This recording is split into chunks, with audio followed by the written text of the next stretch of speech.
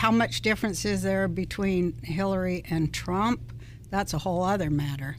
But Trump didn't destroy Libya and Iraq and Haiti. So already I think, guy's got a fresher slate. He's a complete idiot. But, remember the good old days when Sarah Palin was the stupidest Republican?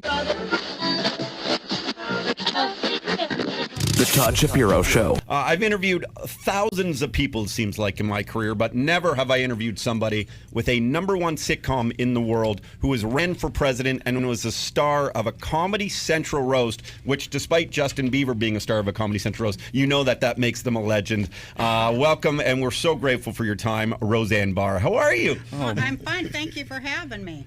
We are so appreciative for you to be here. Now, have you been doing the junket here in Toronto, promoting your JFL show on Friday night? I just did a couple shows. I can't remember the name of it. Do you hate doing that stuff, going to a million different things in the same day and kind of repeating and saying the same thing over and over again? No, I'm so used to it. That's what you do when you're, promotion's part of the job. So just get used to it. But you're Roseanne Barr. I always think to myself that Roseanne Barr wouldn't need to go and do the promotion still. I would sleep in at this point or just or pass on it. No, you got to do it. Ben Miner is the boss of Canada Laughs here. And Ben wants to make a Roseanne Barr week here on the station. That's so nice. Yeah, we want to dedicate a whole week to you. That's awesome. Yeah. Thank you. Well, no worries. What are you going to do? Just have pizza and... Pizza, beer, all that stuff. It's going to be a good time, and just talk about how awesome you are. You're on the Mount Rushmore comedy for me. Oh, thank you so much. That's sweet. Do you get tired of people kissing your ass all the time? Not at all, and never. When I look at the writers that came through your show, I know, right? There's Norm Macdonald, there's right. Judd Apatow, there's Gilmore Girls creator, there's so many, Joss Whedon. Yeah. How big a part did you play in scouting what's his talent? name? Chuck.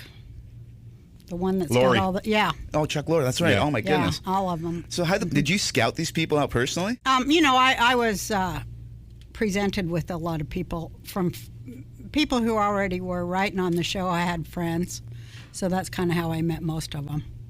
Somebody knew somebody and say, hey, you'd like this person. And our producer is the one who introduced me to Joss Whedon. He was only 19, and he said, I think you're really going to like this guy because he can write feminist lines, which that was a big problem. I had to whip a lot of people. But those are the days you could whip people, too. yeah, right? Yeah. Well, you weren't supposed to, but I did. But I was excited for Joss, and I was excited for everybody. We had over 100 writers over the years. Holy smokes. And most of them have gone on and become real successful people. Wow. How many of those sort of would come to you for advice, Roseanne, being sort of just a natural comedian, and others maybe using that as their craft? Is that one thing you were a leader within, or is that something that you just relied on a team for? Huh? Well, come on. I don't know what you're saying. No, there are writers that do that as their sort of main profession. Oh, I hired a lot of comics to learn the form of writing, which I thought was going to get me a lot better jokes than hiring script writers from Harvard. We all kind of learned it together in a way, a lot of comics. We can learn a form better than writers can learn to be funny. But I had a good mix of people who understood the form and could do that three or four scenes, act break stuff, and then comics would fill in the joke. So, and I had the best of a lot of great writers. When you do stand-up, you do a lot of sort of improv. You just go up there. I don't. You rehearse your routine? It's all rehearsed? That routine? No, I leave room for improv. Yes. But now I'm confused, Roseanne. I don't get up there, give me a name of a city. I don't do that. It's just off the top of my head with the audience if somebody, happens to turn me on or, give me an idea. But no, it's all written material. It's almost 90 minutes of written material. You like to riff, but no one's going to pretend to be your arms. What? With the improv, What? With the game, whose arms are these? Oh, you never I seen didn't that? see that one. That's a terrible improv game. I'd make fun of improv, and I'd go, okay, give me a city, and okay, give me a job, because that's what they always say. And then I go, okay, and what do I say when I get there? But, being in Toronto, do you love coming to Canada, Roseanne? Is that fun for you performing here? Yeah, it is really fun for me performing here. There was a long time when I didn't do stand-up, about 15 years, where I took a big break, but I've been doing it for about 2 years, coming back a little bit. And these are some of the most sophisticated and comedy-educated audiences, that there are. Everybody loves it up here. It's a great, intelligent, well-read audience to get in front of. You recently, I think, went on record saying, I'm a little worried about what's going on in America with Trump and Hillary, and you guys should be worried about Hillary because she might invade you next. Oh, Canada? Yeah. Is this actually a big fear of yours, what's going on in the American politics game? And I know that you wanted to run for president. No, I did run in 2012, and my documentary, Roseanne for President, is available on... direct TV. I don't know what it is. It's out there on every kind of social platform or media platform.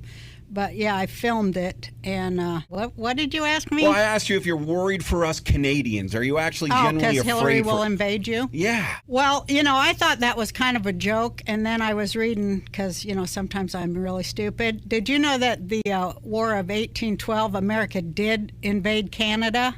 Yeah. I had no idea that really happened when I said it. So, yeah, you guys, we might come up here.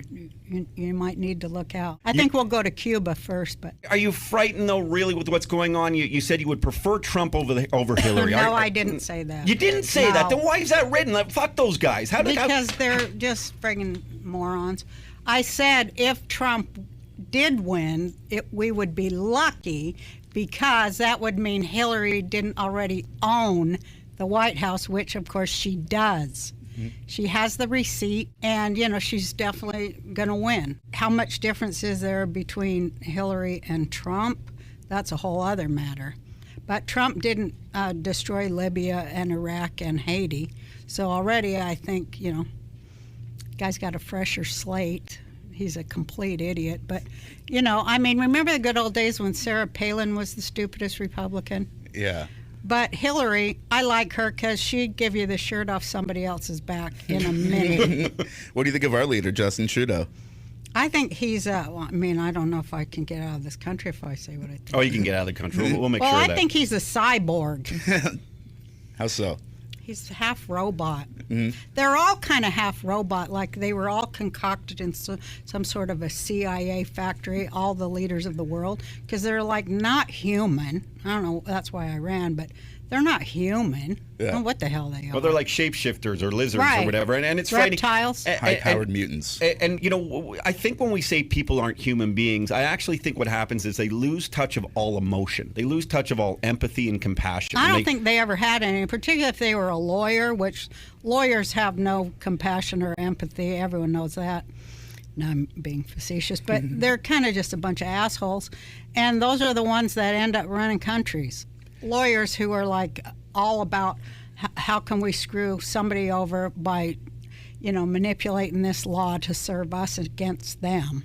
It's all a bullshit Ponzi scheme con, and I wish people would open up to that more than just blindly playing the stupid-ass game.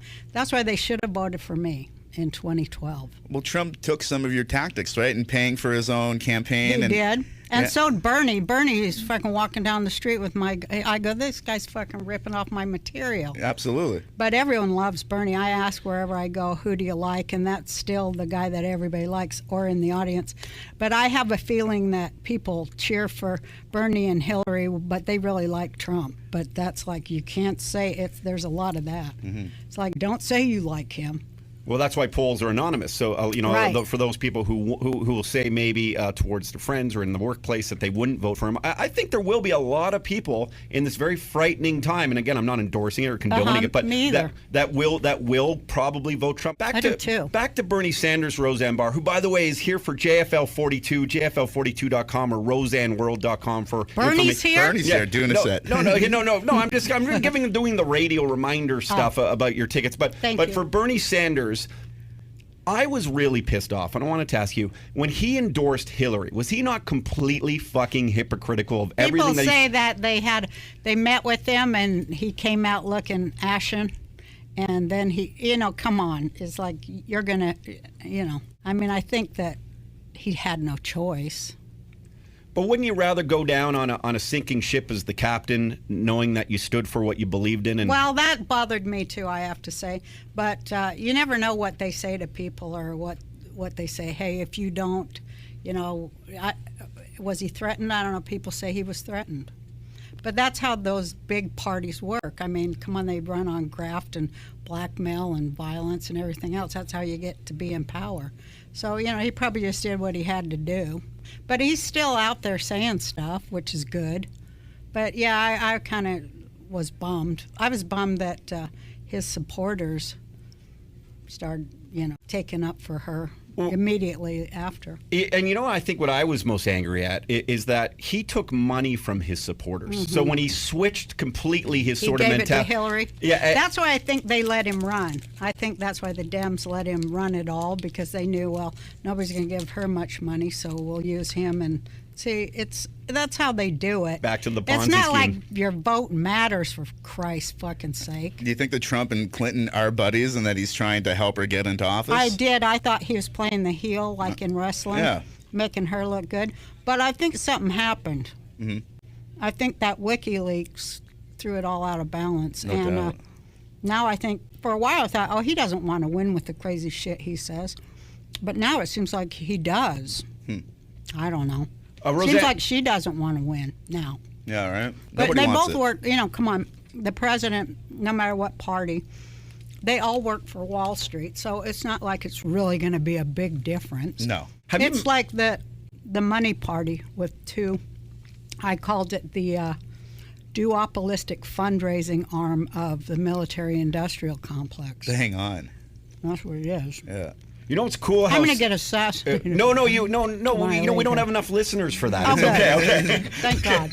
Roseanne Barr hanging out with us. It's so cool. I like your pants. Yeah, they're kind of like diaper pants. They're sort of. I love those pants, the drop crotch thing. They're super comfy. Yeah, when they are. when a lady who helps dress me, not my wife, but one of my sponsors actually, Gottsdale, I'll throw it in there. She said you'd love them, and I said I protested them completely, and then finally I put them on. Now it's the only ones I'll wear. What are they called? They're called Xanarobes. Drop crotch. Drop crotch. Yeah, diaper pants. I'm a beaver short pants. fat guy. All my pants are drop crotch. This is terrible.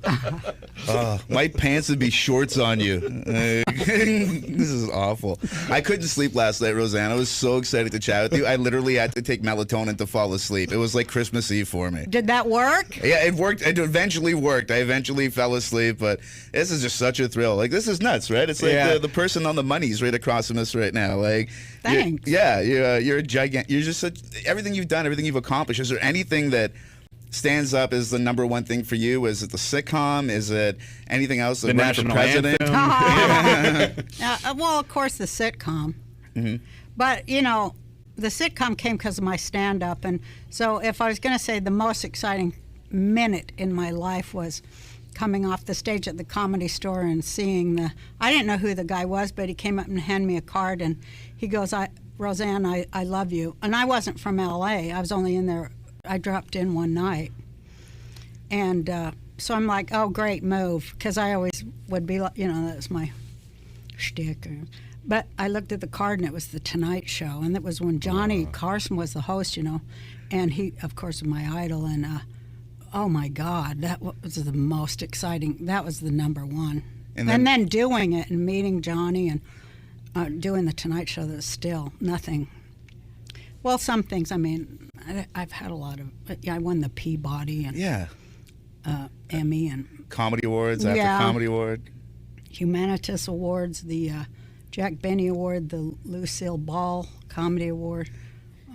Ever amaze yourself, even sort of the blessed life you've had? Yeah, and especially I won the Eleanor Roosevelt Freedom of Speech Award, which that meant a lot because she was my idol too. But yeah, I'm like sometimes pinch myself, what the hell did you walk into? But I worked hard, and I did what you have to do. At the expense of my nervous system. Okay. I had to do it. And that's an interesting statement, because being such an extrovert that you are and sort of owning everything. I'm not, though. Well, but I know. And there's the introvert and extrovert side. And a lot of sort of the most successful entertainers, comedians that you'll find, there's kind of that difference. Yeah. It's really a dichotomy. It's an interesting one that sort of the common person doesn't understand. Yeah, it's like your real life is on stage, and your real performances, your alter ego. But in real life, we're just really boring people. What do you think it is, though, that I am, continued anyway. to drive you, to push the limits for you, that you weren't afraid to always, whatever next platform you had, you said, you know what, I'm Roseanne Barr, and I'm going to say what I feel, because that's what we all admire the crap out of you for Thank being you. funny and for doing it. Well, I just felt like, hey, the times, I was raised pretty religious, and always was taught that if you're given the baton, run as fast as you can for the next person too. So it was like that for me, and I was really inspired by other comics. I want to say, like, who did the same. So I wanted to be like them. I didn't really. My one friend said this, and I love it. It's like, I didn't really ever want to be rich and famous, but I wanted to be great. I wanted to be great when I was little. I would watch Ed Sullivan with my dad, and I wanted to be up there with the comedians, and I wanted to be remembered, I guess, like that, You've accomplished that, Roseanne Barr, and you still have many more decades to come. You're sweet. Thank you very much. It's really remarkable. I think the here on Canada Laughs with again Ben at Well, the helm. now I'm doing porn, That's my next. You know they get paid in porn now. Do you know this, Roseanne? So No. what they do is, because the internet took over it, as you know. Uh-huh. So like YouTube, which you have a little YouTube channel. I see you put on bathrobes and interview your friends Yeah. and stuff, which is very comical, very real, very genuine. Thank you. And you get paid in YouTube based on views because of the AdSense, and then if you get ads clicked on, you get money. That's how they do it on Pornhub right now. So you could upload a Roseanne Barr pornography video. That's the only time I've ever used pornography, but I thought it would be a little bit more classy if you did it. And then you could get, based on the views on it, you can earn probably a couple $100,000. Hells yeah. But I put a clip up and I had to give them money back, though. So you may want. Now I'm very happily married, but can I be the guy? My boyfriend said, you'll let me be in the porn show, right? But Then Roseanne's nuts Thank will you. really be true. yeah. Well, I might do it.